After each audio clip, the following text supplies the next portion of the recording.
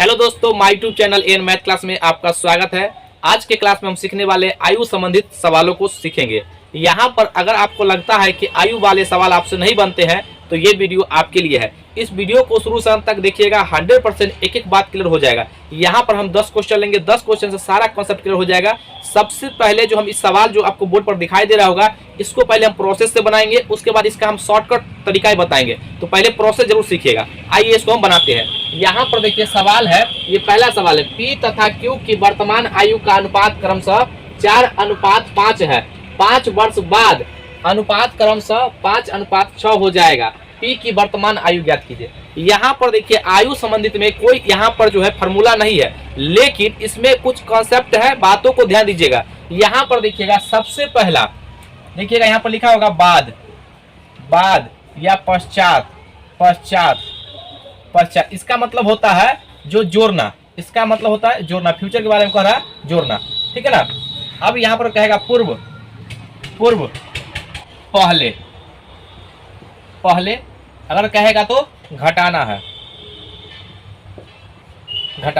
अगर यहाँ पर पहले कहेगा तो घटाना है और बाद कहेगा तो जोड़ना है। अब देखिए यहाँ पर सबसे पहले P और Q की वर्तमान आयु का अनुपात दिया गया है, तो अनुपात को हटाएंगे। तो अनुपात को हटाने के लिए ABCD के अल्फाबेट के लेटर से कोई से भी हम गुना कर सकते हैं, M से, K से, X से, तो वो अनुपात हट जाएगा। तो यहाँ पर आप लिखिएगा, यहाँ पर देखिएगा, यहाँ पर लिखिएगा माना अनुपातिक राशि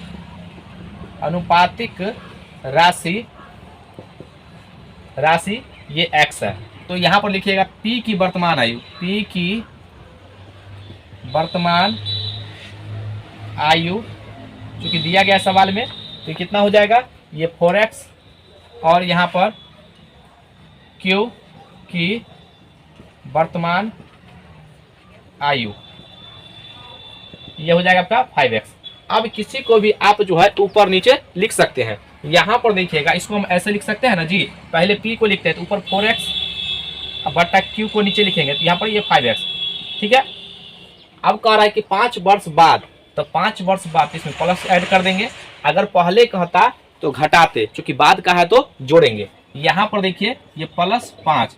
अब जो है ये अनुपात, देखिए अनुपात एक प्रकार का बट्टा होता है, ठीक है ना। अनुपात एक प्रकार का बट्टा होता है। तो ये देखिए इसको हम ये ऐसे लिख सकते हैं ना जी, 5/6। अब इसको क्रॉस गुना करेंगे, तो यहाँ पर जो है अब इसको क्रॉस गुना करेंगे। देखिए तो यहाँ पर कितना है, 6 से गुना करेंगे तो 6 24x प्लस 6 5 30 बराबर, यहाँ पर देखिएगा 5 से तो 5 25x प्लस 5 25। यहाँ पर जो है देखिए ध्यान से देखिएगा, ये 25 को इधर लाएंगे, यहाँ पर 24x माइनस 25x बराबर ये 25 माइनस 30। यहाँ पर देखिएगा, यहाँ पर हम लिखेंगे माइनस ये x, अब बराबर में यहाँ पर देखिएगा -5, तो माइनस माइनस कट जाएगा। यहाँ पर ध्यान से देखिएगा x का मान कितना आ गया, x का मान आ गया 5। तो बताइए यहाँ पर ये जो है P की वर्तमान आयु, तो 5 रखेंगे तो 5 चौका 20 हो जाएगा, और यहाँ पर देखिए ये x में 5 रखेंगे तो 5 25 आएगा। अब किसका पूछा है, तो यहाँ पर हमसे पूछा गया P की वर्तमान आयु, तो P की वर्तमान आयु कितना है, C इसका आंसर हो जाएगा। ये बात आप समझ गए होंगे। यहाँ पर जो है आपको कंप्लीट हम बेसिक बताया है। इसके बाद अब आपको हम ट्रिक बताते हैं। ट्रिक जो है बेसिक से ही आया है, अगर आप बेसिक समझ गए होंगे तो ट्रिक भी समझ जाइएगा। देखिए सबसे पहले यहाँ पर लिखा गया है, ये आप अनुपात लिख लीजिए। यहाँ पर लिखा गया है, यहाँ पर 4:5 ये जो है आपका दिया गया है, ये वर्तमान में है, ठीक है ना। ये वर्तमान में दिया गया है, वर्तमान में ये ऊपर में जो ये P का दिया गया है और ये Q का है। इसके बाद करें 5 वर्ष के बाद, 5 वर्ष के बाद ये 5:6 हो जाता है। तो यहाँ पर जो ये 5:6 हो गया रेशियो में। तो यहाँ पर कितना बढ़ गया, तो यहाँ पर जो देखिए इसमें कह रहा है 5 वर्ष के बाद, तो यहाँ पर जो देखिए +5, तो यहाँ पर लिखेंगे 5 वर्ष, ठीक है ना, 5 वर्ष बाद। ये बात आप लिख लीजिएगा।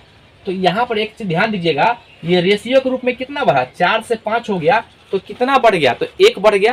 तो यहाँ पर देखिएगा ये 1 बढ़ा है। उसके बाद यहाँ पर भी कितना बढ़ा है, ये 1 बढ़ा है। तो 1 का मान जो होगा, ये रेशियो में तो 1 बढ़ा है, लेकिन संख्यात्मक रूप में 5 बढ़ा है। संख्यात्मक कितना बढ़ा है, 5। अब बताइए 1 का मान, यहाँ पर 1 का मान 5 है, तो 4 का मान कितना हो जाएगा, तो गुना कर देंगे। तो यहाँ पर ध्यान से दीजिएगा, 4 गुना 5 बराबर हो जाएगा आपका 20। ये P का मान आ गया वर्तमान में, और यहाँ पर Q का मान कितना आ जाएगा, तो 5 गुना 5 बराबर कितना आ जाएगा 25। यानी कि यहाँ पर देखिए P की आयु जो है 20 वर्ष और Q की आयु 25 वर्ष। ये बात आप समझ गए होंगे। बिल्कुल कंप्लीट हम एक एक करके, अगर आप शुरू से वीडियो देख रहे होंगे तो 100% इस बात को समझ पाए होंगे। अगर ये बात समझ गए होंगे, आइए अब हम अगले सवाल पर चलते हैं। यहाँ पर देखिएगा, ये दूसरा नंबर सवाल है। सवाल है, एक पिता तथा पुत्र की आयु 10 वर्ष बाद 5:3 के अनुपात में होगी, जबकि 10 वर्ष पूर्व इनकी आयु 3:1 के अनुपात में थी। पुत्र तथा पिता की वर्तमान आयु का अनुपात। ये SSC 2006 में पूछा गया सवाल है और ये बहुत ही महत्वपूर्ण सवाल है। हो सकता है कि आपके भी एग्जाम में आ जाए। यहाँ पर देखिए इसको कैसे बनाएंगे। सबसे पहले आपको बेसिक बता चुके हैं, सिर्फ हम आपको बेसिक हिंट्स देते हैं। यहाँ पर आप किसी के साथ बना सकते हैं, ये पूर्व के साथ भी और बाद के साथ भी। तो यहाँ पर हम लिख लेते हैं, माना 10 वर्ष बाद पिता की आयु, 10 वर्ष बाद पिता की आयु। यहाँ पर ध्यान से देखिएगा एक बात, इसमें पहले पिता कहाँ है, तो पिता की आयु कितना हो जाएगा, ये अनुपात को हटाएंगे तो 5x, और यहाँ पर देखिएगा 10 वर्ष बाद पुत्र की आयु, तो कितना हो जाएगा, ये आपका 3x। ठीक है, अब यहाँ पर ध्यान से देखिएगा, आपको प्रेजेंट लाना पड़ेगा, ठीक है, कहीं से भी। तो यहाँ पर ध्यान से देखिएगा, ये जो है अब ये 10 वर्ष बाद है, तो बताइए यहाँ पर वर्तमान में पिता की आयु कितना कीजिएगा, चूंकि बाद है तो 10 घटाना पड़ेगा ना। ये जो वर्तमान से 10 वर्ष बाद है, तो यहाँ पर देखिएगा, यहाँ लिखेंगे 5x माइनस 10 यहाँ पर, और वर्तमान में पुत्र की आयु तो कितना हो जाएगा, यहाँ पर देखिएगा ये 3x माइनस 10।